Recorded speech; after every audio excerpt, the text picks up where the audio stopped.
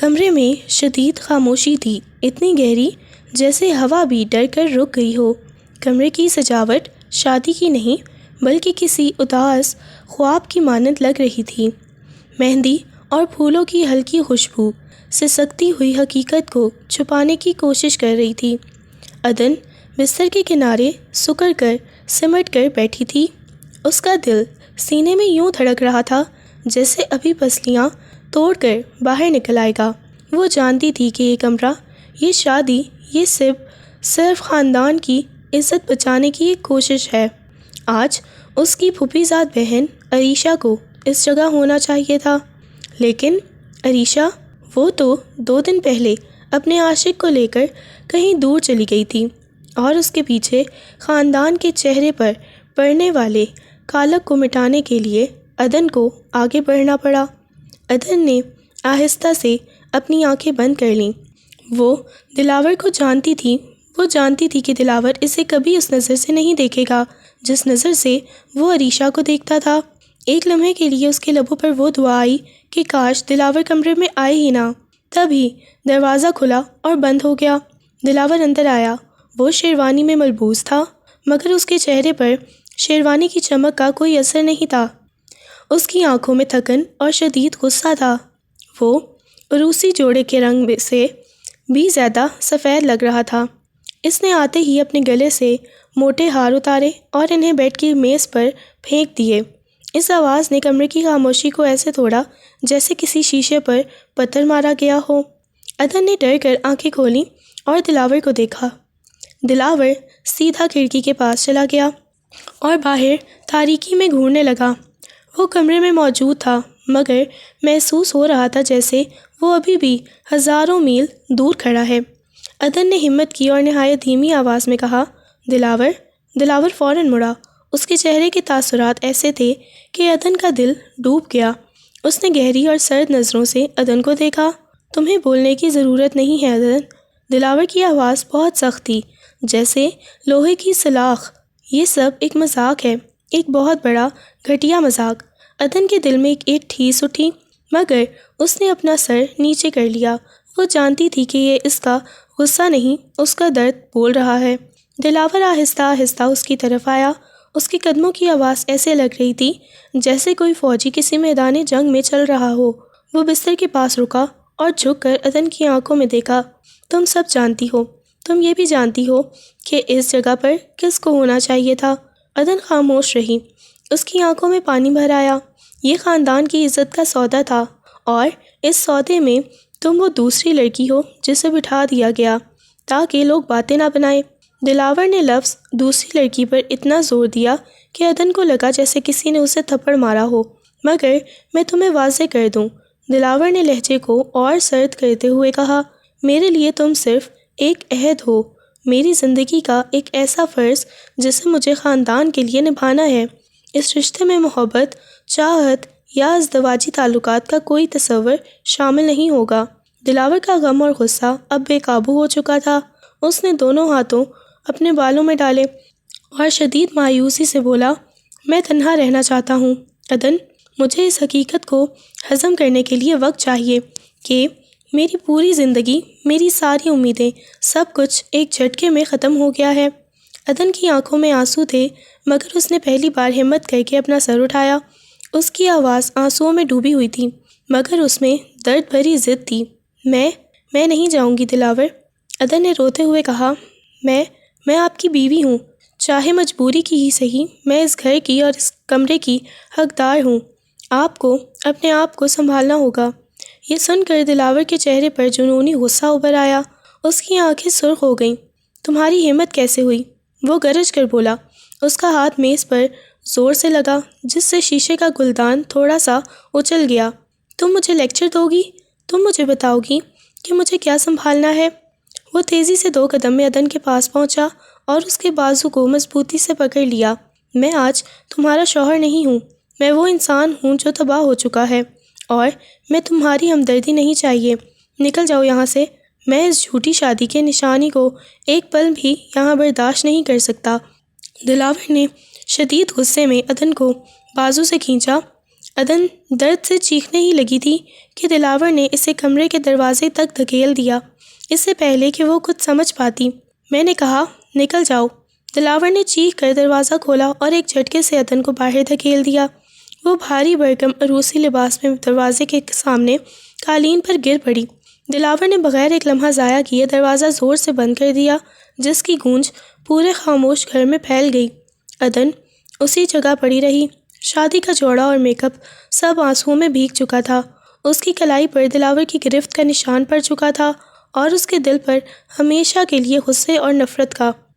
رات نے بہت سنگ دل انداز میں صبح کا استقبال کیا۔ سورج نکل آیا تھا مگر عدن کی زندگی میں اندھیرا چھایا ہوا تھا۔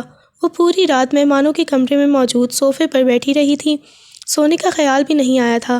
بھاری عروسی جوڑے کو دیکھ کر اسے کل رات کے ظلم کی یاد تازہ ہو رہی تھی۔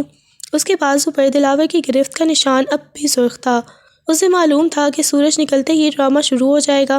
سسرال والے جو رشتے میں اس کے قریبی رشتہ دار بھی تھے رسمیں نبھانے آئیں گے۔ دلاور کے کمرے میں نہ ملنا ایک بڑا سوالیہ نشان کھڑا کر دے گا اور وہ کسی بھی قیمت پر دلاور کو خاندان کی نظر میں ذلیل نہیں کروانا چاہتی تھی۔ اگرچہ دلاور نے اس کی کوئی عزت نہیں کی تھی مگر وہ اس کا شوہر ہی تھا۔ 5 بجے ہی عدن نے باتھ روم میں جا کر منہ دھویا اور اپنا بھیگا ہوا میک اپ صاف کیا۔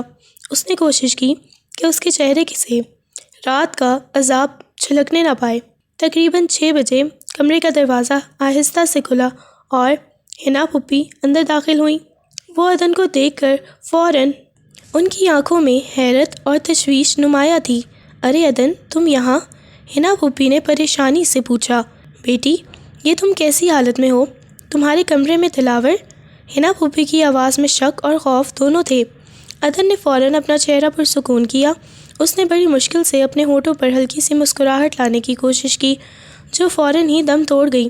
پھپھی جان، عدن نے دھیمی اور تھکی ہوئی آواز میں کہا، کچھ نہیں، بس مجھے رات کو بہت شدید گھٹن محسوس ہو رہی تھی۔ سارا میک اپ لگا تھا، بہت گرمی لگ رہی تھی، میں نے سوچا یہاں آ کر تھوڑا سکون مل جائے گا۔ دلاور کمرے میں سو رہے ہوں گے، میں انہیں تنگ نہیں کرنا چاہتی تھی۔ یہ پہلا بڑا جھوٹ تھا جو عدن نے اپنے شوہر کی عزت بچانے کے لیے بولا تھا۔ اس جھوٹ نے اس کے تعلق کی بنیاد پر ہمیشہ کے لیے ایک عجیب بوجھ ڈال دیا۔ حنا پھپھی کا چہرہ کچھ نرم پڑا مگر ان کی تشویش پوری طرح ختم نہیں ہوئی۔ اوہ میری پیاری بچی، تمہیں ہمیں بلانا چاہیے تھا۔ بہرحال تم جلدی سے نہا دھو کر تیار ہو جاؤ، ابھی صبح کی رسمیں شروع ہونی ہیں۔ حنا پھپھی کے جانے کے فوراً بعد عدن نے سکون کی سانس لی۔ عدن نے جلدی سے اپنے کپڑے بدلے اور نئے سادے جوڑے میں جو شادی کے بعد سسرال کا پہلا تحفہ ہوتا ہے وہ باورچی خانے کی طرف چلی گئی۔ اس نے سوچا کہ کام میں مصروف رہنا اس کی ذہنی اذیت کو کسی حد تک کم کر دے گا۔ باورچی خانے میں سکون تھا۔ عدن نے خود ہی سب کے لیے ناشتہ بنانا شروع کر دیا، پراٹھے، چائے اور حلوہ۔ وہ سب کام مکمل خاموشی سے کر رہی تھی۔ وہ سوچ رہی تھی کہ دلاور نے کل رات کتنی نفرت سے اسے باہر نکالا تھا۔ اس نفرت کے پیچھے عریشہ کی محبت تھی۔ کیا دلاور کبھی عریشہ کو بلا پائے گا؟ اور کیا وہ عدن کبھی دلاور کے دل میں 1 انچ بھی جگہ بنا پائے گی؟ تبھی باورچی خانے کا دروازہ کھلا اور دلاور اندر آیا۔ وہ پجامے اور ٹی شرٹ میں تھا۔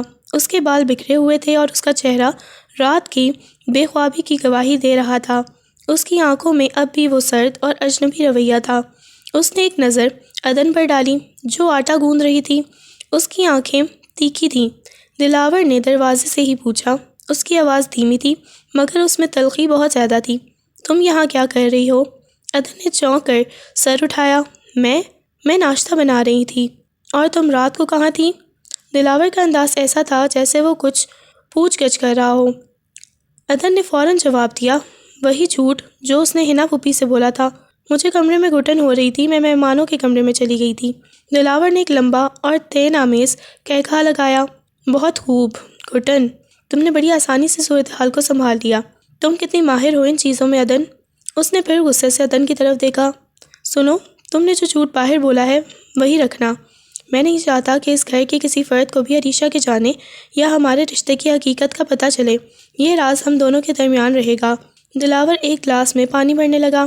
اس دوران بھی وہ عدن کو ایک اجنبی سی زیادہ اہمیت نہیں دے رہا تھا، اور آج سے دلاور نے پانی پی کر گلاس کو زور سے میز پر رکھا۔ تمہارا کمرہ وہی مہمانوں کا کمرہ ہے۔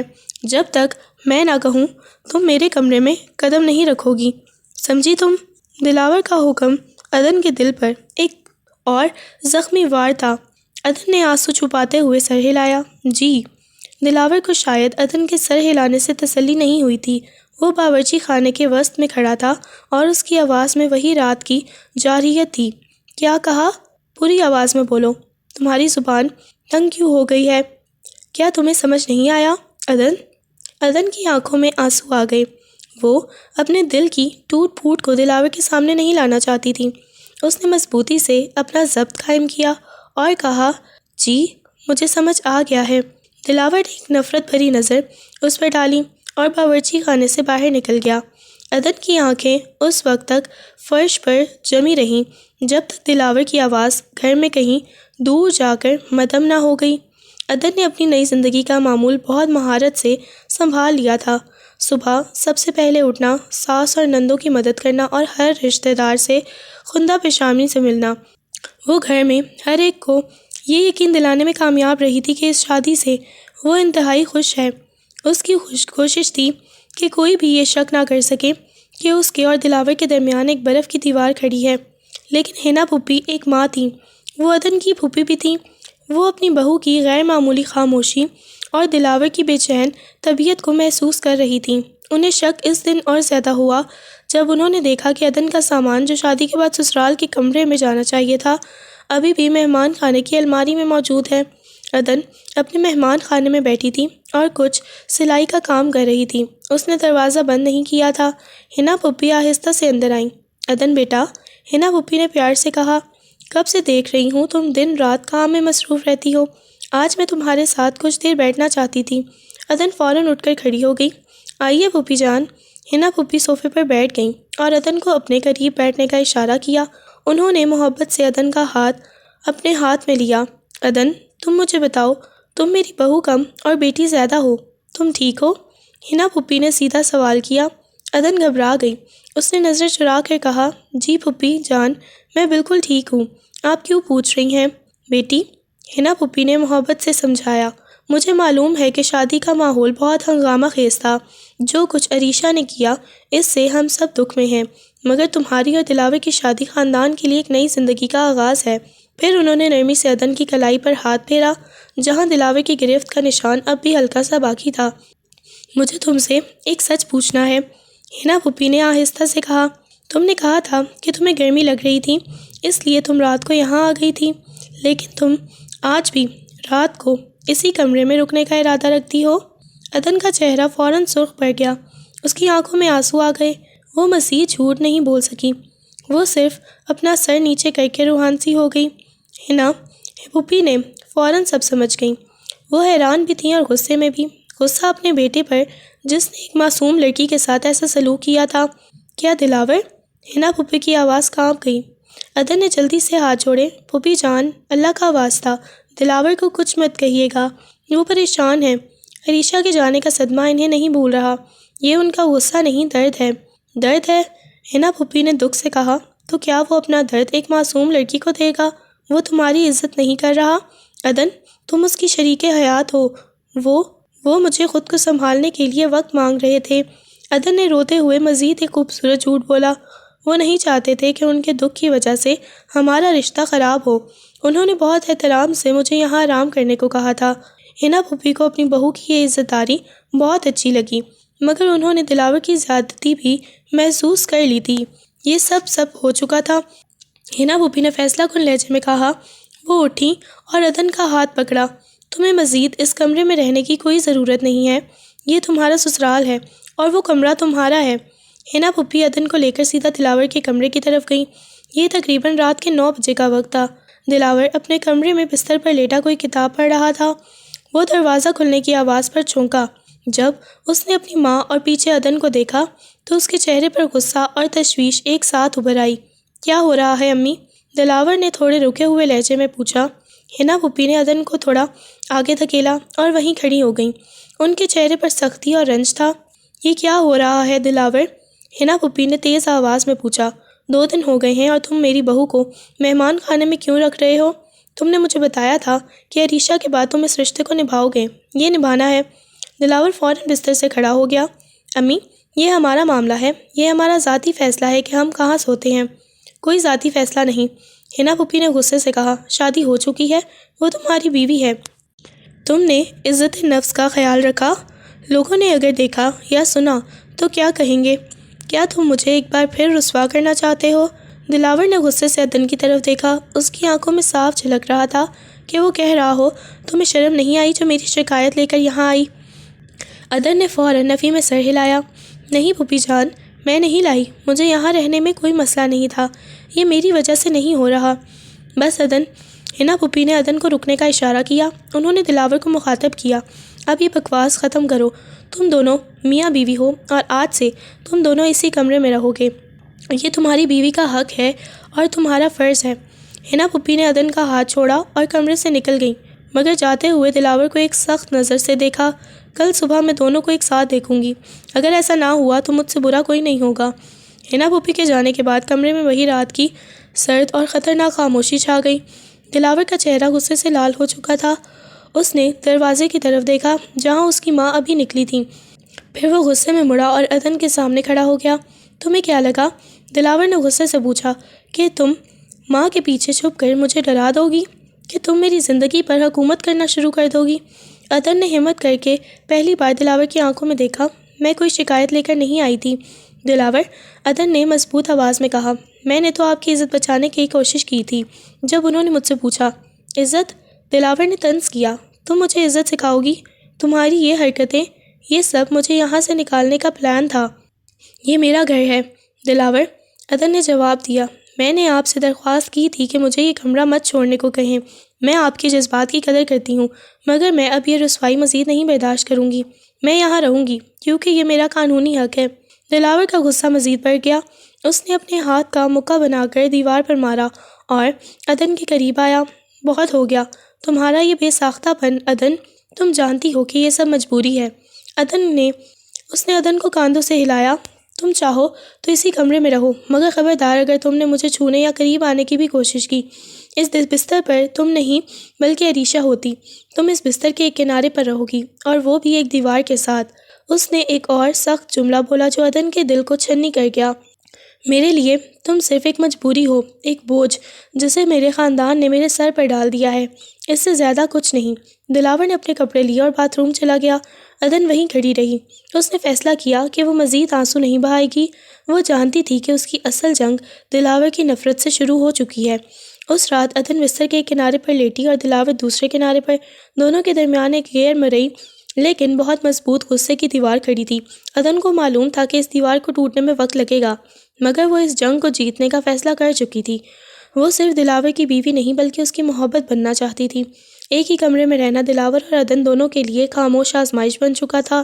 دلاور کا سارا وقت اس کوشش میں گزرتا کہ وہ کمرے میں کم سے کم وقت گزارے، وہ صبح جلدی نکل جاتا اور رات گئے واپس آتا، اس طرح کہ عدن یا تو جا چکی ہوتی یا سو رہی ہوتی۔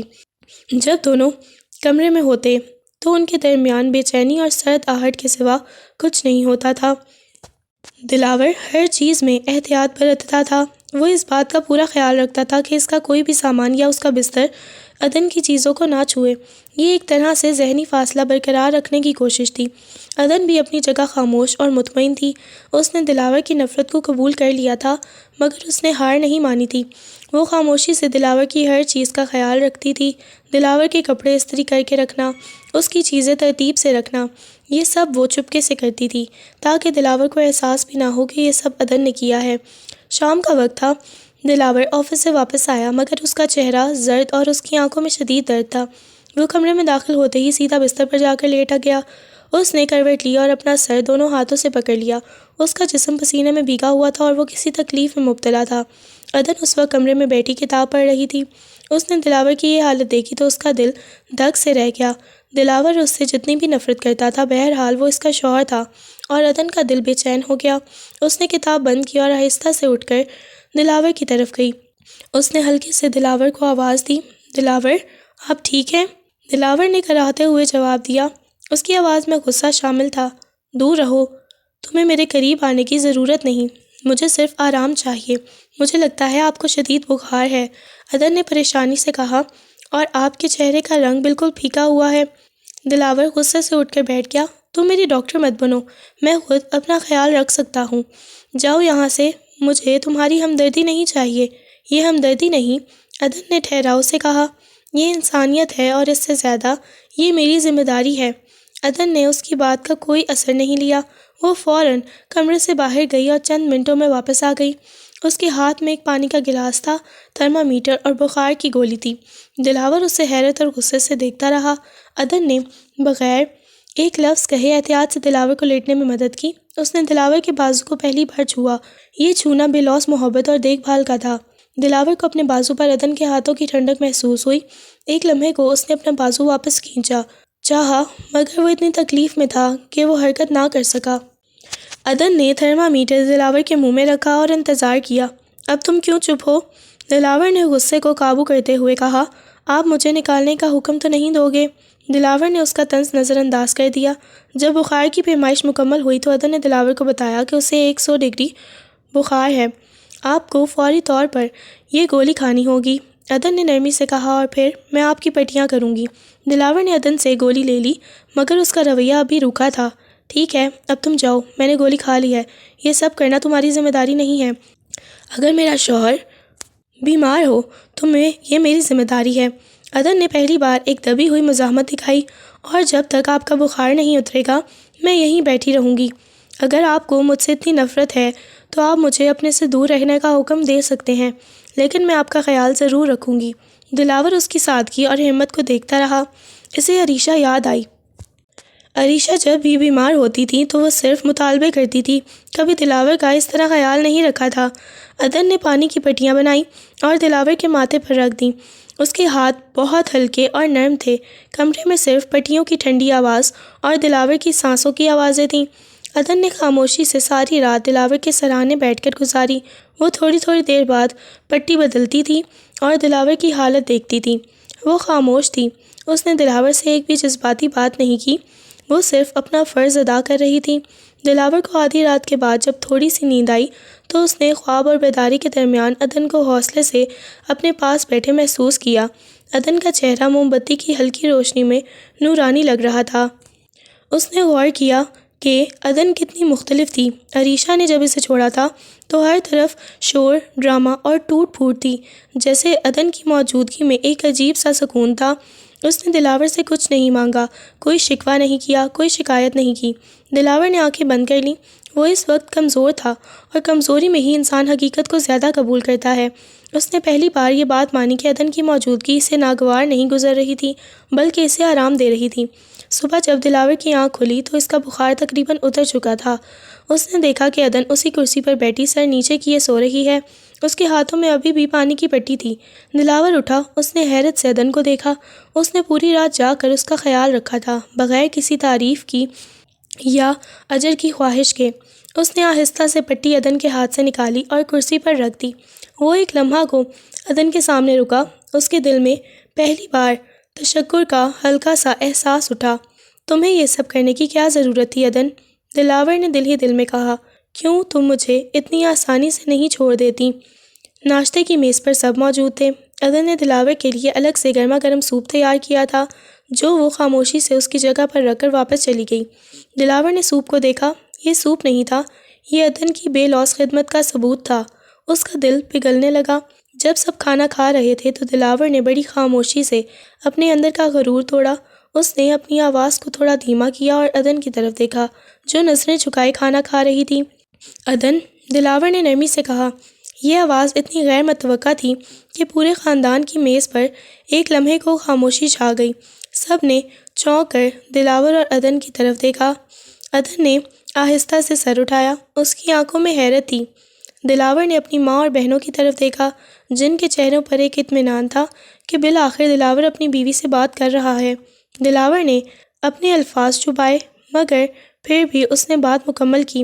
رات کو تم نے جو خیال رکھا اس کے لیے شکریہ۔ اس کا ایک لفظ شکریہ کی قیمت عدن کے لیے کسی بڑے تحفے سے کم نہیں تھی۔ یہ لفظ صرف 2 دن پہلے اس کی زندگی پر تھوپے گئے غصے اور نفرت کا اعتراف تھا۔ عدن کی آنکھوں میں نمی آ گئی۔ اس نے دوبارہ سر جھکایا اور دھیمی آواز میں کہا، یہ میرا فرض تھا۔ دلاور اس کے سادے جواب سے مطمئن ہو گیا، مگر اندر ہی اندر پریشان بھی ہو گیا کہ اس نے پہلی بار اس لڑکی سے ایک عام انسان کی طرح بات کی ہے۔ اس واقعے کے بعد ان کا تعلق تھوڑا سا نرم ہو گیا۔ دلاور نے اب عدن کو مہمان خانے جانے کا حکم نہیں دیا اور وہ لوگ اسی کمرے میں رہتے تھے، لیکن بستر پر فاصلہ ابھی بھی قائم تھا۔ دلاور اب بھی سر تھا، مگر اب وہ جارح نہیں تھا۔ جب وہ کمرے میں آتے تو وہ عدن کی موجودگی کو قبول کر لیتا، جیسے کوئی شخص کسی خاموش آرٹ گیلری میں داخل ہوا ہو اور اسے وہاں کی ہر چیز بھلی لگی۔ شام کا وقت تھا اور دلاور دفتر کا ضروری کام کر رہا تھا اور بہت پریشان تھا۔ اس کی فائل گم ہو گئی تھی۔ وہ غصے سے ہر چیز پھینک رہا تھا۔ عدن نے دیکھا کہ وہ فائل تلاش کر رہا تھا۔ وہ خاموشی سے اٹھی اور الماری کے ایک چھوٹے سے خانے میں ہاتھ ڈالا جہاں اس نے صفائی کرتے وقت وہ فائل محفوظ رکھی تھی۔ عدن نے وہ فائل دلاور کے ہاتھ میں تھما دی۔ دلاور نے حیرانی سے فائل پکڑی۔ یہ کہاں تھی؟ میں صبح سے یہ تلاش کر رہا ہوں۔ آپ بہت پریشان تھے، عدن نے دھیمی آواز میں کہا۔ میں نے اسے محفوظ رکھ دیا تھا تاکہ یہ گم نہ ہو۔ دلاور نے اسے دیکھا۔ یہ لڑکی اس کی زندگی میں خاموشی سے داخل ہوئی تھی اور خاموشی سے ہی اس کی زندگی کی بکھری ہوئی چیزوں کو ترتیب دے رہی تھی۔ اس نے بغیر کسی حکم یا مطالبے کے دلاور کی زندگی کی چھوٹی چھوٹی چیزوں کو سنبھال لیا تھا۔ تم بہت کام کی ہو۔ دلاور نے پہلی بار عدن کو ایک تعریفی جملہ کہا۔ میں صرف وہ کرنے کی کوشش کر رہی ہوں جو مجھے کرنا چاہیے، عدن نے جواب دیا۔ بخار کی وجہ سے اسے شدید کمر درد ہو رہا تھا۔ وہ بے رحم بنا، پہلے تو اگنور کرتا رہا مگر اب اس کی برداشت سے باہر تھا، جس کی وجہ سے وہ کروٹیں بدل رہا تھا۔ عدن کو محسوس ہوا کہ دلاور کو تکلیف ہو رہی ہے۔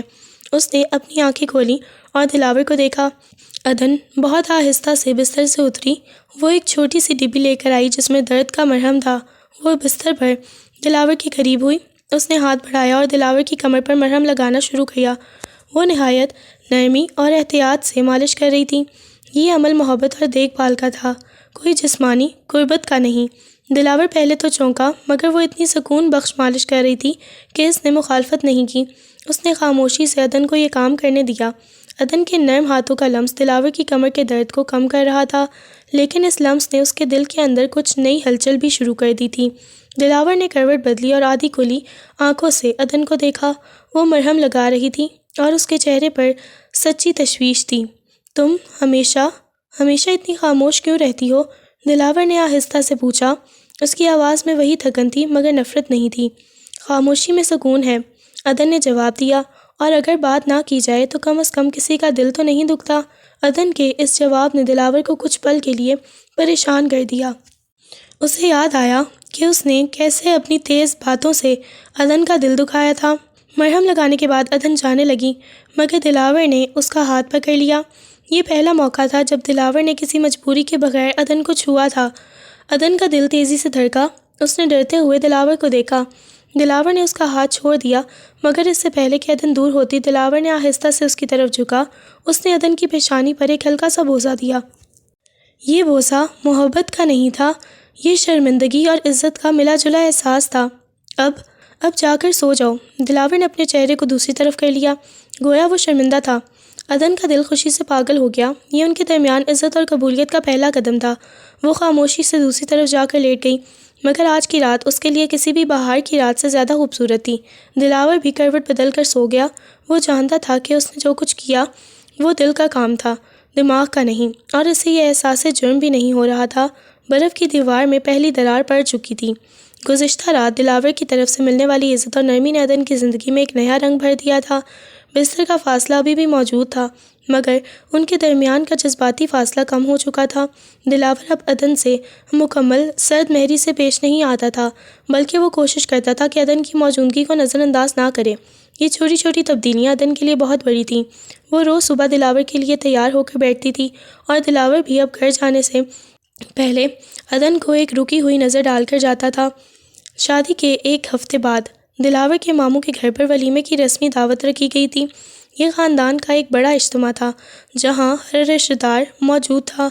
یہ پہلا موقع تھا جب دلاور اور عدن کو باہر کی دنیا کے سامنے ایک نئے جوڑے کے طور پر جانا تھا۔ عدن نے ایک ہلکے سبز رنگ کا خوبصورت لباس پہنا۔ وہ تیار ہو کر دلاور کے کمرے میں آئی۔ دلاور ابھی تیار ہو رہا تھا۔ دلاور نے پلٹ کر عدن کو دیکھا۔ عدن بہت سادہ مگر حسین لگ رہی تھی۔ اس کے چہرے پر ایک پرسکون چمک تھی۔ تم تیار ہو؟ دلاور نے پوچھا۔ اس کی آواز میں وہی بے چینی تھی جو کسی بھی غیر متوقع صورتحال کا سامنا کرنے سے پہلے ہوتی ہے۔ جی، عدن نے جواب دیا۔ دلاور اپنی ٹائی باندھتے اور ایک لمحے کو عدن کے پاس آ کر رکا۔ اس نے قدرے نرم لہجے میں کہا، سنو، آج وہاں بہت لوگ ہوں گے، کچھ ایسے بھی ہوں گے جو ماضی کا ذکر کر سکتے ہیں۔ تم نے جو حوصلہ اس گھر میں دکھایا ہے وہی حوصلہ باہر بھی دکھانا، اور اگر کوئی مشکل بات کرے تو تم مجھے بتانا۔ یہ جملہ دلاور کی طرف سے عدن کو دیا گیا حفاظت کا پہلا وعدہ تھا۔ عدن کا دل تشکر سے بھر گیا۔ میں سب سنبھال لوں گی دلاور، عدن نے یقین دلایا۔ جب وہ دونوں دعوت میں داخل ہوئے تو سب کی نظریں ان پر تھیں۔ دلاور نے پہلی بار لوگوں کی باتوں کی پرواہ نہ کرتے ہوئے اپنا ہاتھ بڑھایا اور عدن کی کلائی کو ہلکا سا تھام لیا۔ یہ ایک چھوٹا سا عمل تھا، مگر خاندان میں موجود ہر شخص کے لیے ایک بڑا اعلان تھا کہ دلاور نے عدن کو قبول کر لیا ہے۔ دعوت کے دوران دلاور اور عدن دونوں ایک دوسرے کا ساتھ دیا۔ انہوں نے زبردستی کی مسکراہٹیں سجائے رکھیں، مگر دلاور کا ہاتھ زیادہ تر عدن کے ہاتھ کے قریب رہا۔ کچھ دیر بعد دلاور کے چچا زاد بھائی ماجد ان کے پاس آیا۔ ماجد وہ شخص تھا جو عریشہ کے جانے سے سب سے زیادہ خوش تھا۔ وہ ہمیشہ سے عریشہ کو ایک بہترین جیون ساتھی سمجھتا تھا۔ دلاور بھائی، مبارک ہو، ماجد نے کہا، مگر اس کی نظریں دلاور کی بجائے عدن پر جمی تھیں۔ امید ہے بھابھی عریشہ کی کمی پوری کر پائیں گی۔ ویسے عریشہ بھابھی کے جیسا تو کوئی ہو ہی نہیں سکتا تھا۔ ان کی وہ مسکراہٹ، ماجد نے بات جان بوجھ کر وہیں پر ادھوری چھوڑ دی۔ کمرے میں ایک لمحے کو خاموشی چھا گئی۔ کئی رشتہ دار متوجہ ہو گئے۔ عدن کا دل ڈوب گیا۔ اس نے سر جھکا لیا۔ وہ جانتی تھی کہ یہ پہلا وار تھا اور وہ خاموشی سے اسے سہ لے گی، مگر دلاور اب پرانا دلاور نہیں تھا۔ اس نے ماجد کو ایک تیکھی نظر سے دیکھا۔ ماجد، دلاور کی آواز میں سختی تھی، جس کی تم بات کر رہے ہو وہ ماضی تھا، وہ شخص میری زندگی سے بہت پہلے نکل چکا تھا۔ دلاور نے عدن کی طرف دیکھا اور اس کا ہاتھ اپنے ہاتھ میں مضبوطی سے تھام لیا۔ اور یہ جو میرے ساتھ کھڑی ہیں یہ عدن ہے، یہ میری شریک حیات ہیں، ان کا کسی سے موازنہ کرنے کی ضرورت نہیں ہے۔ دلاور کا غصہ اب عدن کے لیے دفاع بدل چکا تھا۔ عدن نے اس گھر میں جو سکون اور عزت لائی ہے وہ کسی اور میں نہیں دی۔ دلاور نے یہ جملہ خاص طور پر بلند آواز میں کہا تاکہ وہاں موجود لوگ سن لیں، اور اگر اب وہ دوبارہ کسی نے میرے سامنے یا عدن کے سامنے عریشہ کا ذکر کیا تو میں اسے بہتر نہیں سمجھوں گا۔ ماجد شرمندہ ہو کے پیچھے ہٹ گیا۔ عدن نے پہلی بار دلاور کی طرف دیکھا۔ اس کی آنکھوں میں نمی تھی۔ یہ صرف دفاع نہیں تھا، یہ لوگوں کے سامنے اس کا قبول تھا۔ رات کو گھر واپس آ کر عدن نے دلاور کا شکریہ ادا کیا۔ دلاور، آپ نے آج جو کیا، عدن نے کہا، اس کے لیے میں آپ کی شکر گزار ہوں۔ شکریہ کی ضرورت نہیں، دلاور نے اپنے کمرے کے دروازے کے قریب رک کر کہا، وہ حق ہے تمہارا اور میرا فرض ہے۔ دلاور نے اندر داخل ہونے سے پہلے عدن کے سر پر ایک ہلکا سا ہاتھ رکھا۔ یہ چھوٹا سا لمس بھی عدن کے دل کو چھو گیا۔ دلاور کے دل میں اب عریشہ کا خیال کم ہی آتا تھا۔ اسے احساس ہوا تھا کہ عریشہ کا عشق ایک خود غرض خواہش تھی، جبکہ عدن کا ساتھ ایک گہری ضرورت۔ اس رات بستر پر دلاور کروٹیں بدل رہا تھا۔ وہ اپنی اندرونی تبدیلی سے گھبرا رہا تھا۔ وہ نہیں جانتا تھا کہ اسے عدن کو مکمل طور پر قبول کرنا چاہیے یا نہیں۔ عدن نے ہمت کیا اور بستر پر تھوڑا سا دلاور کے قریب ہوئی۔ کیا آپ کو پھر سے درد ہو رہا ہے؟ عدن نے دھیمی آواز میں پوچھا۔ دلاور نے اپنی کروٹ نہیں بدلی۔ نہیں، بس نیند نہیں آ رہی۔ عدن تھوڑا اور قریب آئی اور پھر آہستہ سے اپنا ہاتھ بڑھایا اور دلاور کے ہاتھ کو چھو لیا۔ یہ ایک نرم اور لرزتا ہوا لمس تھا۔ دلاور نے مخالفت نہیں کی، بلکہ اس نے عدن کے ہاتھ کو ہلکا سا دباؤ دیا۔ تمہیں محبت کی ضرورت ہے عدن، دلاور نے ٹوٹے ہوئے لہجے میں کہا، اور میرے پاس تمہیں دینے کے لیے ماضی کا ٹوٹا ہوا دل ہے۔ محبت صرف جسمانی نہیں ہوتی دلاور، عدن نے آہستگی سے کہا، محبت تو وقت ہوتی ہے، احترام ہوتا ہے۔ آپ نے آج میری عزت کی حفاظت کی ہے، میرے لیے یہی کافی ہے۔ دلاور نے اپنا ہاتھ موڑ کر عدن کا ہاتھ مضبوطی سے پکڑ لیا۔ میں کوشش کروں گا عدن۔ دلاور نے پہلی بار اس رشتے کو کوشش کا نام دیا۔ دلاور نے آہستہ آہستہ عدن کو دوست بنانا شروع کر دیا۔ وہ رات کو کام کے بعد عدن کو اپنے دن کی باتیں بتاتا اور عدن اسے خاموشی سے سنتی۔ عدن نے دیکھا تھا کہ دلاور بہت سادہ دل اور پرخلوص انسان تھا، جسے صرف ایک غلط شخص کی محبت کی پٹی نے اندھا کر دیا تھا۔ وہ دونوں ڈنر کے بعد اپنے کمرے میں بیٹھے تھے۔ دلاور نے عدن کو کوئی کتاب پڑھ کر سنائی۔ یہ پہلا موقع تھا جب وہ کسی رومانوی کہانی پر بات کر رہا تھا۔ مجھے یہ کہانی پسند نہیں آئی، عدن نے کتاب بند کرتے ہوئے کہا۔ دلاور حیرت سے مڑا، کیوں؟ اس میں کتنی شدید محبت دکھائی گئی ہے۔ محبت شدید ہونی چاہیے، عدن نے مسکرا کر کہا، مگر اندھی نہیں۔ جو محبت اپنا خاندان، اپنی ذمہ داری اور اپنی عزت دار ساتھی کو چھوڑ دے وہ محبت نہیں، خود غرضی ہوتی ہے۔ دلاور نے عدن کی طرف غور سے دیکھا۔ اسے احساس ہوا کہ عدن کا یہ جملہ عریشہ کی طرف اشارہ کر رہا ہے، مگر اس بار اسے غصہ نہیں آیا، اسے حقیقت کا احساس ہوا۔ دلاور نے آگے بڑھ کر عدن کا ہاتھ اپنے دونوں ہاتھوں میں تھام لیا۔ تم ٹھیک کہتی ہو، دلاور نے پہلی بار اعتراف کیا، میں ایک اندھی گلی میں کھڑا تھا، تم نے مجھے اس اندھیرے سے نکالا ہے، میں نے نہیں۔ عدن نے محبت سے دلاور کے ہاتھوں کو تھپتھپایا، آپ کے اچھے دل نے آپ کو نکالا ہے۔ اس رات دلاور نے عدن کو اپنے سے قریب کیا اور وہ پہلی بار بستر پر بغیر فاصلے کے سوئے۔ یہ ان کی جذباتی قربت کی ایک نئی منزل تھی۔ اب ان کا رشتہ صرف فرض نہیں بلکہ محبت کا روپ دھار رہا تھا۔ اگلے ہی دن صبح گھر کا ماحول اچانک تبدیل ہو گیا۔ دلاور آفس جانے کی تیاری کر رہا تھا اور عدن باورچی خانے میں تھی کہ اچانک باہر کے کمرے سے چیخ و پکار کی آوازیں آئیں۔ دلاور اور عدن دونوں فوراً باہر کی طرف بھاگے۔ باہر کا منظر دلاور کے لیے صدمہ اور عدن کے لیے خوف کا باعث تھا۔ صحن کے وسط میں ایک عورت کھڑی تھی جو بہت پریشان، گھبرائی ہوئی اور شکستہ حال میں لگ رہی تھی۔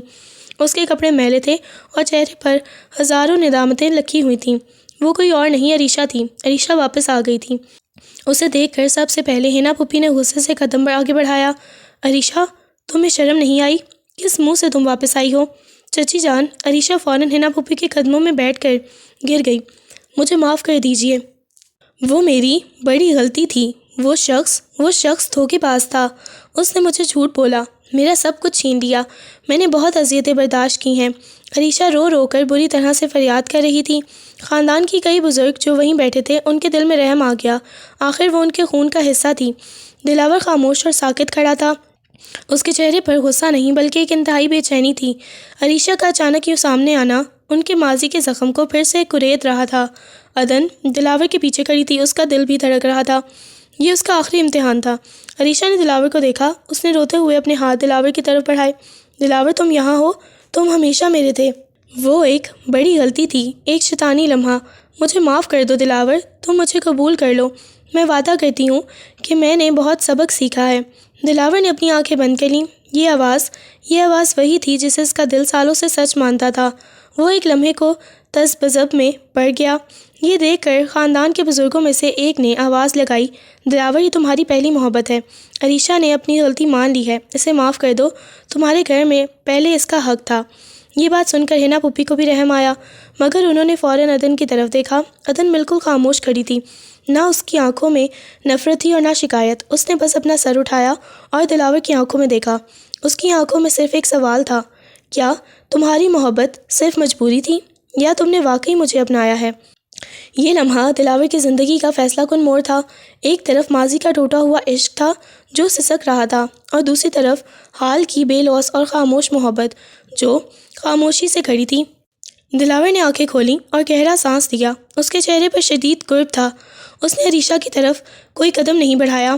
اس نے اپنا ہاتھ پیچھے کی طرف بڑھایا، بغیر دیکھے، اور عدن کا ہاتھ مضبوطی سے تھام لیا۔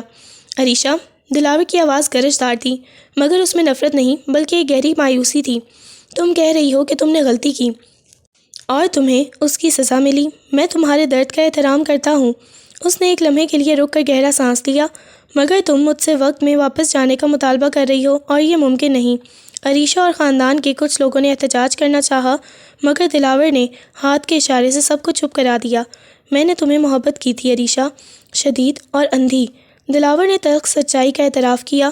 میں نے تمہیں اپنی زندگی کا مرکز سمجھا تھا، مگر جب تم گئی تو تم نے مجھے نہیں بلکہ میرے خاندان کی عزت اور میری وفاداری کو چھوڑا۔ تم نے ایک ایسے انسان پر اعتماد کیا جو تمہیں صرف وعدے دے سکتا تھا، مگر یہ گھر اور یہ خاندانی حقیقت نہیں۔ دلاور نے عریشہ کی آنکھوں میں دیکھا۔ تمہاری واپسی کا سبب محبت نہیں ہے عریشہ، تمہاری واپسی کا سبب تمہاری شکست اور تمہارا بے آسرا ہونا ہے۔ تمہیں ایک بار پھر محفوظ پناہ گاہ چاہیے، اور میں اب وہ پناہ گاہ نہیں ہوں۔ دلاور فوراً مڑا اور پوری طرح عدن کی طرف گھوم گیا۔ اس نے عدن کا ہاتھ تھاما اور اپنے ہاتھ میں مزید مضبوطی سے تھام لیا اور اسے سب کے سامنے لے کر آیا۔ یہ ہے عدن۔ دلاور کی آواز میں فخر اور اختیار تھا۔ جب تم گئی عریشہ اور میرے سر پر بدنامی کا پہاڑ ٹوٹا، جب میرا دل اور میرا غرور دونوں خاک ہو چکے تھے، تب اس لڑکی نے اس رشتے کو قبول کیا، مجبوری میں صحیح، مگر اس نے خاندان کی عزت بچائی۔ دلاور نے جذباتی لہجے میں کہا، میں نے اس کے ساتھ زیادتی کی، میں نے اس پر غصہ کیا، میں نے اسے نفرت بھری نظروں سے دیکھا اور اسے اپنے کمرے سے بھی نکال دیا، مگر اس نے کبھی ایک لفظ شکوہ نہیں کیا۔ جب میں بیمار ہوا تو اس نے پوری رات جاگ کر میری خدمت کی، بغیر کسی مطالبے کے۔ جب باہر کے لوگوں نے مجھے طعنہ دیے تو یہ میرے ساتھ شانے بشانے کھڑی رہی۔ دلاور کی آنکھوں میں اب محبت تھی۔ مجھے یہ سچ کہنے میں کوئی شرم نہیں کہ عدن میری دوسری لڑکی نہیں بلکہ میری آخری محبت ہے۔ اس نے مجھے سکھایا کہ محبت شور نہیں سکون ہوتی ہے۔ دلاور نے سب کے سامنے عدن کے ہاتھ پر بوسہ دیا، جس سے عدن کی آنکھوں سے خوشی کے آنسو بہہ نکلے۔ آج میرا فیصلہ صاف ہے، دلاور نے سخت لہجے میں کہا۔ عریشہ، تم اس خاندان کی بیٹی ہو، مگر اب تم میری بیوی نہیں ہو سکتی۔ میری بیوی یہ ہے۔ عریشہ کو یہ سن کر شدید جھٹکا لگا۔ اس کی آنکھوں سے ندامت کی بجائے حسد جھلکنے لگا۔ دلاور، یہ تم کیا کہہ رہے ہو؟ تم مجھے اس سادی لڑکی کے لیے چھوڑ رہے ہو؟ اسے سادی لڑکی مت سمجھو عریشہ، دلاور نے غصے سے کہا۔ یہ عدن دلاور ہے اور اس کا مقام میرے دل میں ہے۔ تم جاؤ اور اپنی زندگی نئے سرے سے جیو۔ اب میں وہ نہیں رہا جو تمہارے لیے مرتا تھا۔ حنا پھپھی نے روتے ہوئے قدم آگے بڑھائے اور عریشہ کو گلے لگا لیا۔ بیٹی، دلاور کا فیصلہ صحیح ہے، تمہیں اپنے عمل کی سزا ملی ہے۔ تم یہاں رہ سکتی ہو، مگر تمہارا دلاور کے ساتھ کوئی رشتہ نہیں بن سکتا۔ عریشہ نے، جس کی امیدیں دم توڑ چکی تھیں، خاندان کے رحم کو دیکھا اور خاموشی سے سر جھکا کر وہیں بیٹھ گئی۔ اس کی کہانی کا انجام ختم ہو چکا تھا۔ جب خاندان کا شور و گل تھم گیا اور عریشہ کو صرف اس کے انجام کے ساتھ چھوڑ دیا گیا تو دلاور عدن کو لے کر واپس اپنے کمرے میں آیا۔ وہ آج بہت پرسکون تھا۔ اس کے دل پر اب کوئی ماضی کا بوجھ یا مجبوری کا احساس نہیں تھا۔ کمرے میں آتے ہی اس نے دروازہ بند کیا اور عدن کی طرف مڑا۔ عدن کے چہرے پر سکون اور آنسو دونوں تھے۔ دلاور نے آہستہ سے عدن کو اپنے بازوؤں میں بھر لیا۔ یہ لمس شدید نہیں بلکہ تھکا ہوا اور حقیقی محبت سے بھرا تھا۔ شکریہ عدن، دلاور نے عدن کی پیشانی پر بوسہ دیا اور اسے اپنے گلے لگا لیا۔ تم نے آج مجھے دوبارہ زندگی دی۔ تم نہ ہوتی تو میں اس جھوٹے عشق کی دلدل میں ڈوب چکا ہوتا۔ آپ نے خود کو بچایا ہے دلاور، عدن نے محبت سے سرگوشی کی۔ آپ نے سچائی کو چنا ہے، میں تو صرف آپ کے ساتھ کھڑی تھی، مگر لڑائی آپ نے اکیلی لڑی ہے۔ دلاور نے عدن کو خود سے تھوڑا دور کیا اور اس کے چہرے کو اپنے ہاتھوں میں تھام لیا۔ وہ عدن کی آنکھوں میں دیکھ رہا تھا جہاں اس کے لیے بے پناہ محبت تھی۔ تم نے میری نفرت کو بھی خاموشی سے قبول کیا، میرا غصہ سہا، میری بدتمیزی برداشت کی۔ تم نے مجھے ایک موقع دیا کہ میں انسان بن سکوں۔ دلاور کا لہجہ شرمندگی اور عشق کا بہترین امتزاج تھا۔ تم نے پوچھا تھا کہ کیا میں تمہیں کبھی دل سے معاف کر پاؤں گا؟ عدن کی آنکھوں میں آنسو آ گئے۔ وہ نفی میں سر ہلانے لگی۔ نہیں دلاور، میں تو پہلے ہی آپ کو۔ دلاور نے عدن کو بات مکمل نہیں کرنے دی۔ اس نے اپنا سر جھکایا اور عدن کے لبوں پر اپنا لمبا اور پیار بھرا بوسہ دیا۔ یہ ان کے رشتے کا پہلا حقیقی بوسہ تھا جو محبت، احترام اور ایک نئے آغاز کی تصدیق کر رہا تھا۔ یہ بوسہ گہرا ہوتا گیا، گویا دلاور اپنی تمام ماضی کی غلطیوں کا اعتراف اس ایک عمل سے کر رہا تھا۔ جب وہ ایک دوسرے سے الگ ہوئے تو عدن کا چہرہ سرخ ہو چکا تھا اور اس کی آنکھوں میں بے پناہ شرم اور خوشی تھی۔ میں تمہیں معاف کر چکا ہوں عدن، دلاور نے نرمی سے کہا، اور میں آج پہلی اور آخری بار تم سے کہہ رہا ہوں۔ دلاور نے عدن کو بستر کی طرف لے جا کر بٹھایا اور اس کے قدموں میں بیٹھ گیا۔ اس نے عدن کا ہاتھ اپنے ہاتھ میں لیا۔ عدن، میں تمہارے سامنے پیش ہوں۔ میں معافی مانگنا چاہتا ہوں کہ میں نے تمہیں پہلے اپنے کمرے سے نکالا اور اب جب تم یہاں ہو تو میں تمہیں کبھی اپنے دل سے دور نہیں ہونے دوں گا۔ دلاور، یہ آپ کیا کر رہے ہیں؟ عدن نے گھبرا کر اسے اٹھانا چاہا۔ مجھے کرنے دو، عدن نے پیار سے عدن کا ہاتھ تھاما۔ میری محبت کی شروعات احترام سے ہونی چاہیے اور تم میری عزت اور وقار ہو۔ تم نے میرا ٹوٹا ہوا گھر بچایا ہے۔ عدن کے لیے یہ لمحہ رومانس کی انتہا تھا۔ دلاور کا یہ عاجزی اظہار اس کی تمام تر تکلیفوں کو دھو گیا تھا۔ دلاور اٹھا اور بستر پر عدن کے ساتھ بیٹھ گیا۔ اس نے بستر کی دوسری خالی جگہ کی طرف دیکھا جہاں وہ فاصلہ قائم رکھتا تھا۔ آج دلاور نے مسکراتے ہوئے کہا، ہمارے درمیان کوئی برف کی دیوار نہیں ہے۔ وہ سب کچھ جو عریشہ کے لیے تھا وہ آج دفن ہو چکا ہے۔ میرا جسم، میرا دل، میری زندگی آج سے صرف اور صرف تمہاری ہے۔ دلاور نے آہستہ سے عدن کے بالوں کو چھوا اور اسے بستر پر لٹا دیا۔ کمرے میں صرف ان کی سانسوں کی گرم جوشی تھی۔ باہر کی دنیا کی کوئی باتیں، کوئی شکایات اور کوئی سازش اب ان کے درمیان نہیں آ سکتی تھی۔ اس رات دلاور اور عدن نے صرف اپنے رشتے کی تکمیل نہیں کی بلکہ اپنے درمیان کھڑی نفرت کی دیوار کو ہمیشہ کے لیے محبت کی بنیاد میں بدل دیا۔ عدن، جو کبھی دوسری لڑکی تھی، اب دلاور کی زندگی کی سب سے قیمتی حقیقت بن چکی تھی۔